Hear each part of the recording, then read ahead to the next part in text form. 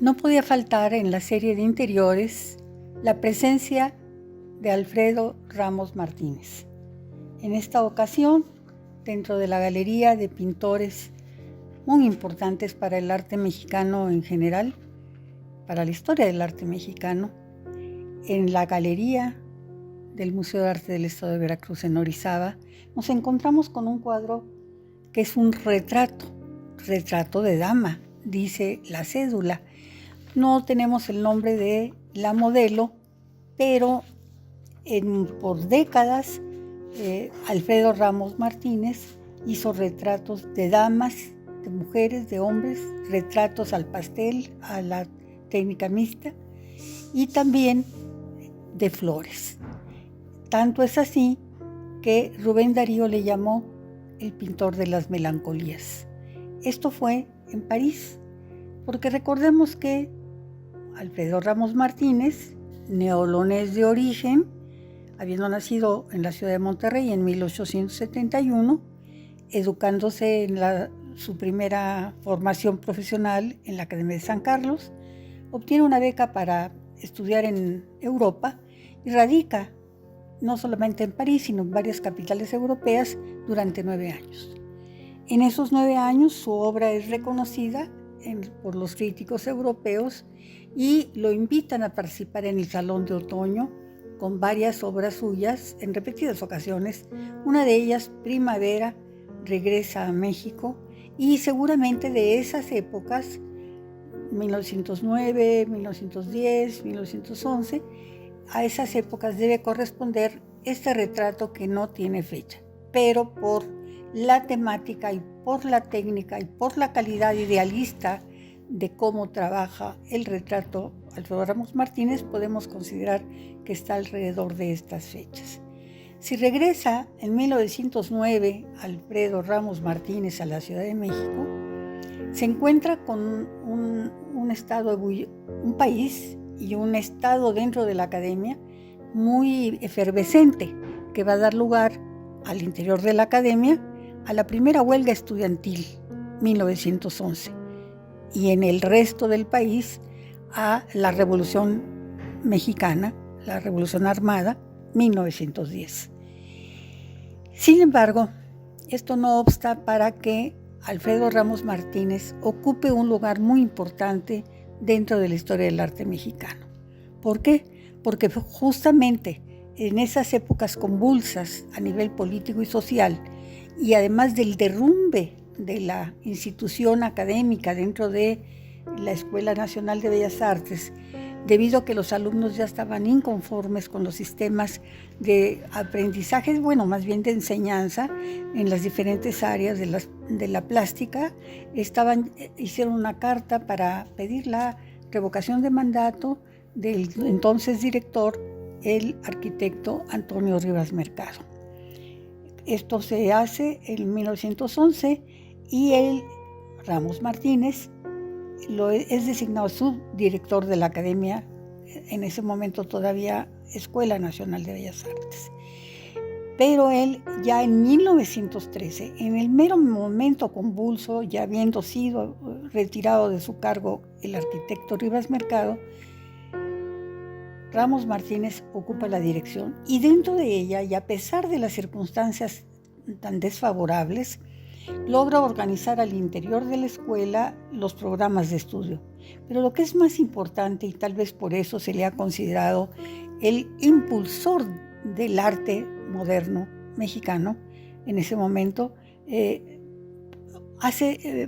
funda algo muy importante que marca un hito en la historia del arte de México: la fundación de las escuelas de pintura al aire libre. Tómese en cuenta que en 1903 en Europa, en París precisamente, está en pleno auge el cubismo, habiendo ya pasado por el fauvismo, por el inicio del arte abstracto, etc. O sea, las vanguardias. Ya estaba también el futurismo y también en Alemania el expresionismo. De tal suerte que gracias a ese movimiento de las escuelas al aire libre, fundado por Alfredo Ramos Martínez, México, en su concepción pictórica y a nivel internacional, no está tan lejos de lo que están siendo las vanguardias. Solo que aquí con un carácter nacionalista, no precisamente indigenista, aunque sí en la temática que resuelven o solucionan los que asisten, los estudiantes que asisten a las escuelas de pintura al aire libre, sí toman personas de diferentes etnias y diferentes contextos, pero muy relacionados con la vida indígena. Incluso algunos de los estudiantes de estas escuelas eran de origen indígena, incluso asistían descalzos, pero lo que tenían era deseos de expresarse pictóricamente, sobre todo con libertad. No todos los críticos del momento aceptaban de buena gana este tema de poner libertad a quienes deseaban estudiar sin el rigor de la academia. Uno de ellos, por supuesto no podemos dejar de citarlo, es José Clemente Orozco. A pesar de que José Clemente Orozco contribuyó desde adentro al programa formativo de las escuelas al aire libre, esto no lo eximió de hacer un comentario irónico en su autobiografía, cuando escribió: fundar en Santa Anita, Distrito Federal, una escuela al aire libre llamada pomposamente Barbizón, era como fundar sobre el río Sena, cerca de París, una Santa Anita con trajineras, pulque, charros, enchiladas, guaraches y cuchilladas. Esto no quiere decir que Ramos Martínez hizo mal, al contrario, sigue diciendo José Clemente Orozco, era la reacción natural contra la academia ya en completa descomposición. Con un comentario como este, hay otros artistas, escritores, críticos, que toman posiciones diversas frente a este punto, este hito, este gran paso que dio Ramos Martínez en su momento. Uno de ellos es Ramón Alba de la Canal, quien, citado por Juan Baix, explica: nadie lo dice ahora, dice Alba de la Canal, porque el tiempo ha pasado y surgieron diversos intereses, pero el verdadero impulsor de la pintura mexicana contemporánea no fue Diego Rivera, sino Alfredo Ramos Martínez. Con este comentario, Baix, quien lo cita, lo que hace es sacar a la luz las palabras de Ramón Alba de la Canal, quien a su vez fue pintor, muralista e introductor en el estado de Veracruz del estridentismo, que a su vez fue un movimiento paralelo al movimiento de la Escuela Mexicana de Pintura del Sindicato de Pintores y Escultores, como una vanguardia reconocida internacionalmente en la década de los años 20. Bueno, aquí tenemos dos posiciones encontradas, pero a fin de cuentas coinciden en un punto fundamental. Alfredo Ramos Martínez es un impulsor del arte mexicano en un momento crítico. Dura al frente de la academia hasta 1928 en repetidas ocasiones como director y posteriormente se traslada a radicar su residencia a la ciudad de La Joya, en California, pero nos deja murales en casas particulares de artistas en Hollywood, en algunos lugares públicos, cementerios, colegios, escuelas, casas particulares y por supuesto sigue pintando retratos y flores. Es allá donde lo sorprende la muerte, en La Joya, en California. Pero nos deja obras fundamentales. Una de ellas es la que hoy nos ocupa. Este retrato, cuya delicadeza, por la técnica con la que está resuelto, no le evita dar a conocer las transparencias, el claroscuro, la mirada, la expresión de la modelo. Sí nos hace ver en su altivez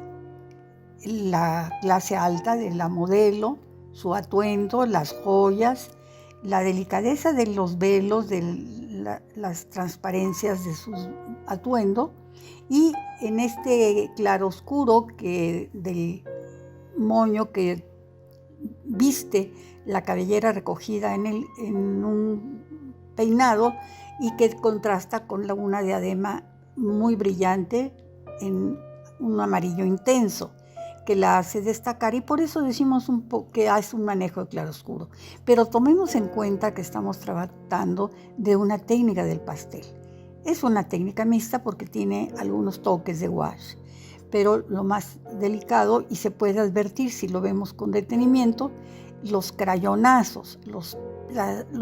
el tratamiento del gis directo a esta obra para pintar con una delicadeza la carnación, con mucha energía la indumentaria, con mucha delicadeza también las facciones del rostro, de tez muy blanca, de nariz fina, de ojos grandes, intensos, una mirada altiva que nos hace recordar con su orgullo, con su altivez, pues esa predominancia que insiste el artista en representarla como una mujer ideal. Posiblemente así era de bella la modelo, pero también es para halagar a la misma, dándole a conocer a quienes vean su retrato que pertenece a una clase alta, que está ataviada, que está orgullosa de serlo, y esto lo capta perfectamente Alfredo Ramos Martínez. Posiblemente, como él sigue pintando de esta manera, Rubén Darío auguraba lo que dijo en su momento, antes, en la primera década del siglo XX. Alfredo Ramos Martínez, pintor de las melancolías.